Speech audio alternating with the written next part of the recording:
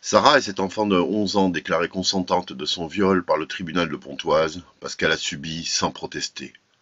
Aucune victime de viol ne peut protester sous la menace de ces criminels. C'est une nouvelle fois impardonnable de la part de cette justice aux mains du patriarcat, à l'œuvre abjecte depuis des millénaires. Depuis tout ce temps, ce sont toujours les femmes et les enfants qui sont battus, violés et assassinés. La police les écoute à peine quand elle ne les juge pas fautives. La justice, dans sa mission d'appliquer un code pénal rétrograde et conçu par les hommes pour les hommes, tente toujours d'adoucir la responsabilité de ces crimes, alors que c'est de victimes innocentes dont il s'agit.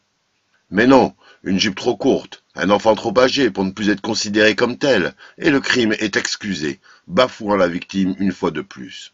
Les médias se posent la question encore une fois de l'importance de l'âge, du consentement éventuel, transforment le crime en désespoir amoureux ou en attirance mutuelle. Pendant ce temps, ce sont toujours ces mêmes victimes qui subissent cette loi du patriarcat, parce que ce sont des hommes qui commettent ces crimes, qui les jugent et qui informent.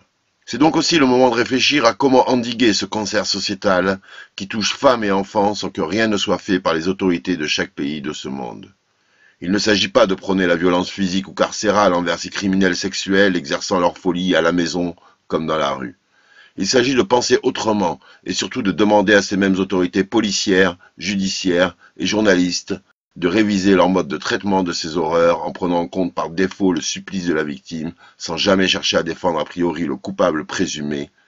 Il en va de même pour cette prescription à durée limitée qui réduit au silence des victimes qui ne peuvent évoquer leur traumatisme dans le délai imparti. Ça suffit. Engageons-nous au moins à minima pour ce qui est du caractère même de la vie, la femme et l'enfant. Rassemblons-nous devant la cour d'assises de chaque préfecture, chaque samedi après-midi à 14 heures.